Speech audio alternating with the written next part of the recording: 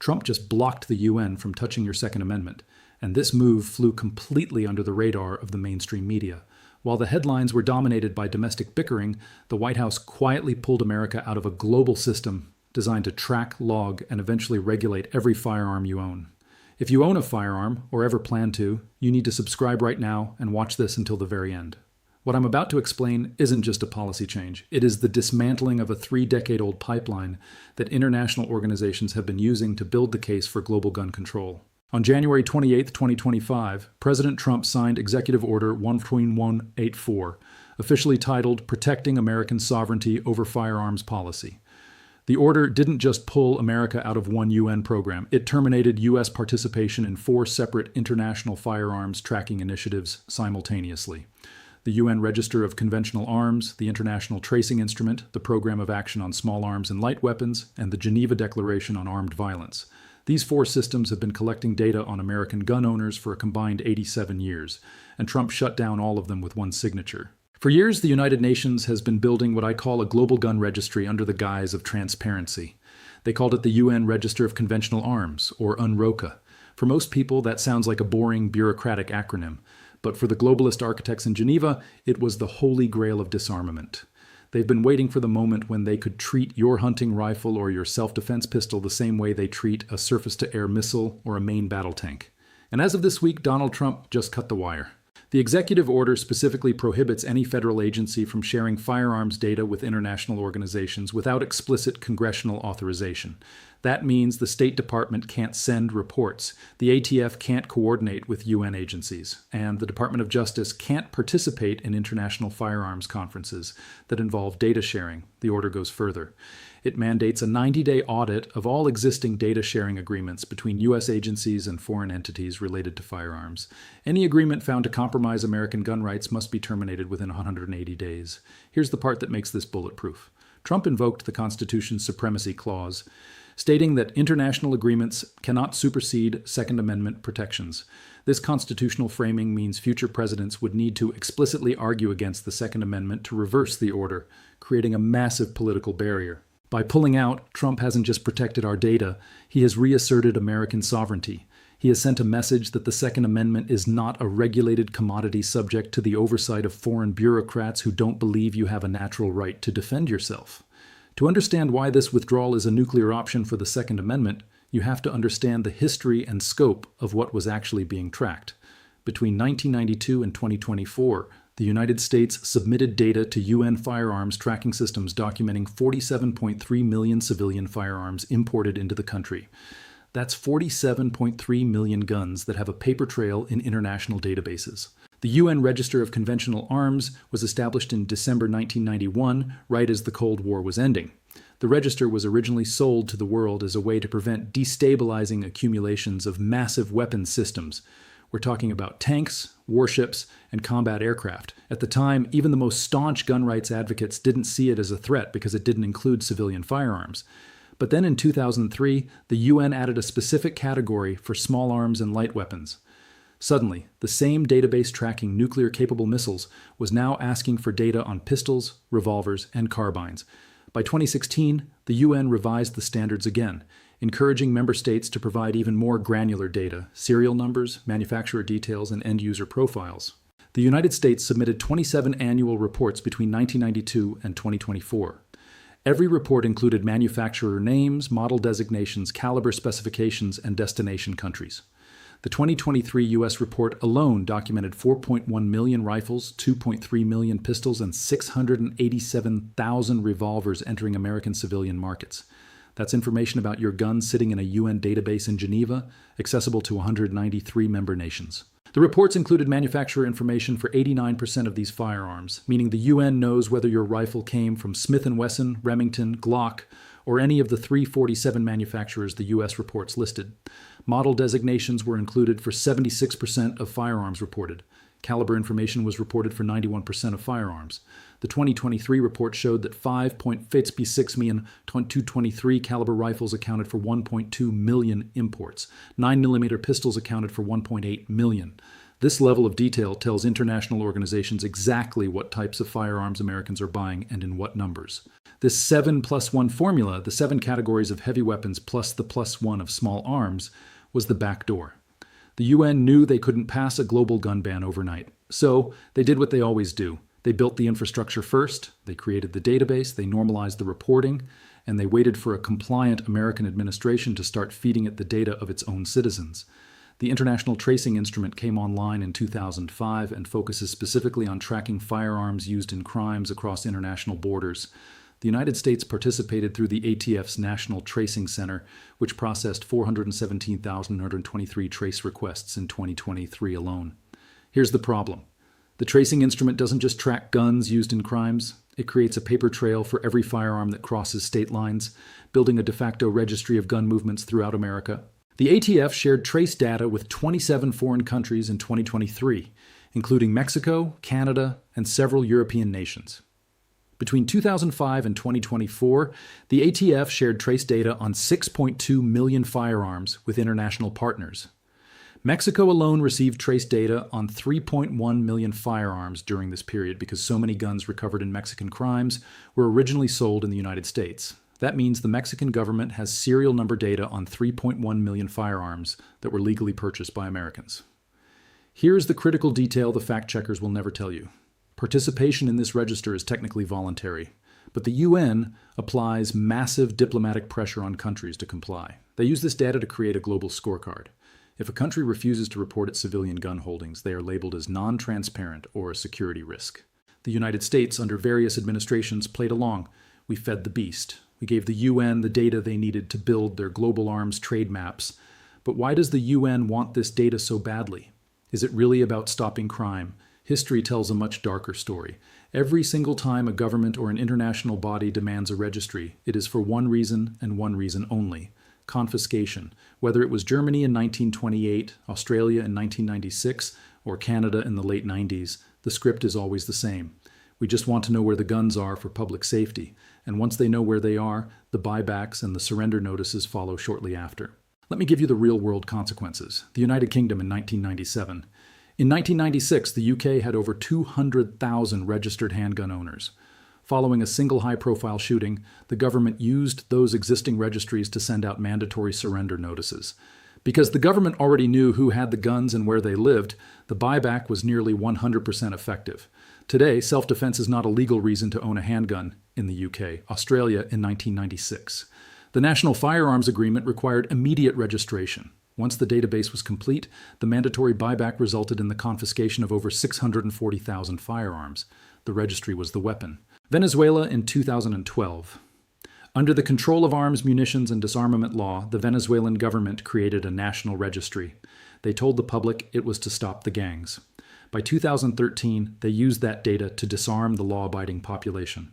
Today, Venezuela has one of the highest murder rates in the world, and only the criminals and the government forces are armed.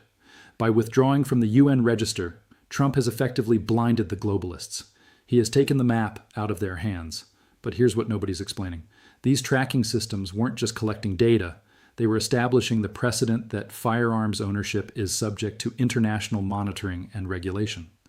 International law operates through something called customary international law, which means if enough countries adopt a practice consistently over time, it can become legally binding even on countries that never formally agreed to it.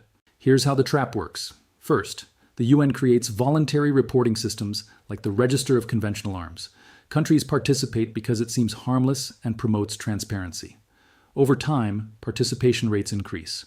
By 2023, 89% of UN member states were submitting reports to at least one firearms tracking system. Second, the UN starts citing this widespread participation as evidence that international firearms monitoring is becoming customary law. The UN Office for Disarmament Affairs published a 2021 report arguing that the high participation rates in firearms tracking systems demonstrate an emerging international consensus that civilian firearms require global oversight. Third, international courts and bodies start referencing this supposed consensus in their decisions and recommendations. The European Court of Human Rights ruled in 2022 that firearms restrictions don't violate human rights because there's no international consensus supporting individual gun ownership. They specifically mentioned low U.S. participation in UN firearms programs as evidence America was outside international norms. Fourth, this creates pressure on American courts and politicians. Gun control advocates in the U.S. started citing international law in their arguments. 3 federal circuit courts have cited international firearms practices in opinions about gun cases since 2020. The Ninth Circuit specifically mentioned the UN Register of Conventional Arms in a 2021 decision upholding California's assault weapons ban. The ultimate goal is creating a legal environment where American gun rights can be challenged based on international standards rather than just the Constitution. This isn't theoretical. It's already happening in legal briefs and court opinions. But as big as this move is, it's only the first layer of defense. Because while the UN was working on the front door, another backdoor treaty was being signed to bypass the U.S. Senate entirely. The Arms Trade Treaty, or ATT, adopted in 2013 and entering into force in 2014, was designed to be the binding law of global gun control. Here's the part the media won't tell you. Even though 111 nations have ratified this treaty, the United States Senate, the only body with the constitutional power to ratify treaties, has never given its consent. In fact, more than 1/3 of the Senate has consistently stood against it, knowing that its provisions directly contradict the Second Amendment. But that didn't stop the previous administration from signing it in 2013, or executive agencies from trying to implement its spirit through the back door. The ATT requires every participating country to establish a national control system for arms transfers. Article 5 of the treaty specifically targets small arms and light weapons. This is the backdoor mechanism. The UN's goal is to bypass our Constitution by creating international norms. If they can't change the Second Amendment, they try to make it irrelevant by surrounding it with a web of international regulations that treat your right to bear arms as a transboundary threat. In a move that sent shockwaves through the UN's Office for Disarmament Affairs, Trump didn't just ignore the treaty. He sent a formal notification to the UN stating that the United States does not intend to become a party to the treaty and is not bound by its object and purpose. In diplomatic terms, this is the equivalent of a restraining order against the UN. But here's the most concerning part of this story. While Trump is fighting the UN on the world stage, there is an internal threat within our own federal agencies. For years, agencies like the ATF and the State Department have been quietly harmonizing U.S. policy with UN standards. The ATF's National Tracing Center maintains a database of every firearm trace request since 1993. That's over 8.7 million firearms with detailed ownership and transaction histories. The ATF claims this isn't a registry because the data is only searchable by serial number, not by owner name. But that's a distinction without a difference when the ATF can trace any gun from manufacturer to current owner within hours. The State Department's Bureau of Political Military Affairs has historically coordinated directly with UN disarmament programs.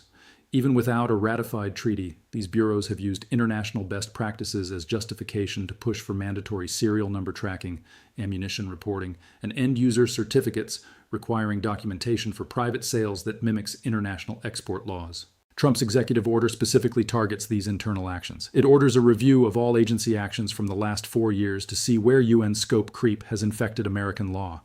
He is dismantling the shadow registry that was being built piece by piece, grant by grant, through the DOJ and the CDC's injury prevention programs. UN databases aren't just accessible to UN staff, they're available to all member states through the UN's information sharing protocols. That means 193 countries have had potential access to American firearms data for over 3 decades. Between 2018 and 2023, 89 countries requested full access to the database, including Russia, China, Iran, Venezuela, and North Korea. China requested access to U.S. firearms data 14 times between 2015 and 2023. Russia requested access 11 times. Both countries received partial or full access in most cases. What would China and Russia want with detailed information about American civilian firearms imports? The answer becomes obvious when you consider how foreign intelligence services operate. Knowing what types of firearms Americans own, in what quantities, and in which regions provides strategic intelligence about American civilian defense capabilities. The timing of this major move is not an accident. The UN is currently preparing for its 9th biennial meeting of states in June 2026. Their agenda is clear. They want to expand the definition of small arms to include 3D printed parts, ghost gun components, and most dangerously, ammunition. They want to create a financial mechanism where wealthy nations fund the tracking systems of other countries, creating a global web of interconnected databases. Trump's withdrawal means the US won't be writing the check and we won't be providing the data. But here's the cliffhanger. Even if we are out of the UN registry, what happens when private corporations and banks start doing the UN's work for them? When the front door of legislation is locked by the Second Amendment, they go through the payment rails. In 2022, the International Organization for Standardization, a Swiss-based body that sets global standards, approved a new merchant category code specifically for firearms and ammunition retailers. Before this, gun shops were lumped in with sporting goods or miscellaneous retail. Now they have their own digital tag, MCC 5723. Why does a 4-digit code in Switzerland matter to a gun owner in Texas or Florida?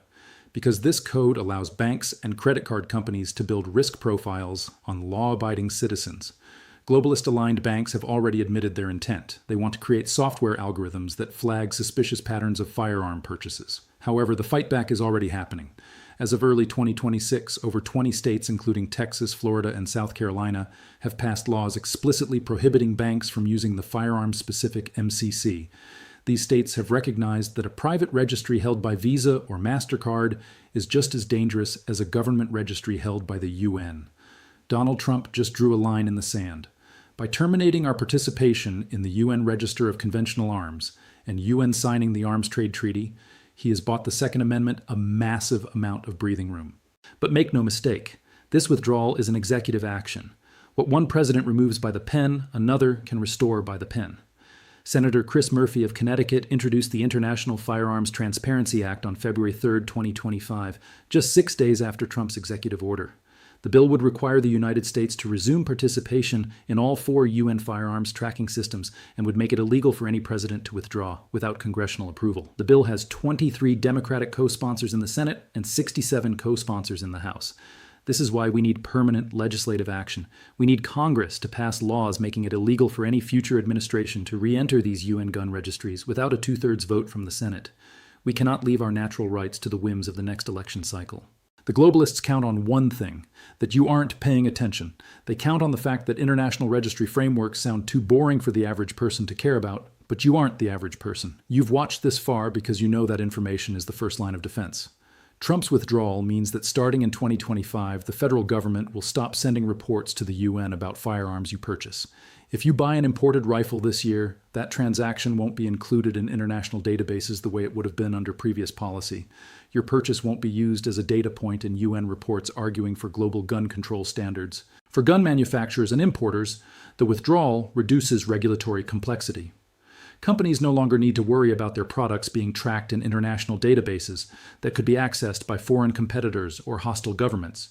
This could lead to more competitive pricing and wider product availability for American consumers. But the most important impact is symbolic. Trump's withdrawal sends an unmistakable message that the Second Amendment is non-negotiable and not subject to international consensus. It tells foreign governments that American gun rights are a matter of national sovereignty, not international cooperation. So here is my final question for you. Do you trust the global community to look out for your safety, or do you believe that the Second Amendment is a non-negotiable, natural right that belongs only to you? Drop your thoughts in the comments below. I read as many as I can, and your engagement helps push this video past the algorithm filters that want to suppress this information. Trump shut down the UN plan, but the fight is far from over. If this matters to you, hit that subscribe button, turn on the notification bell, and share this video with every gun owner you know. Stay armed, stay sovereign, and never let your guard down.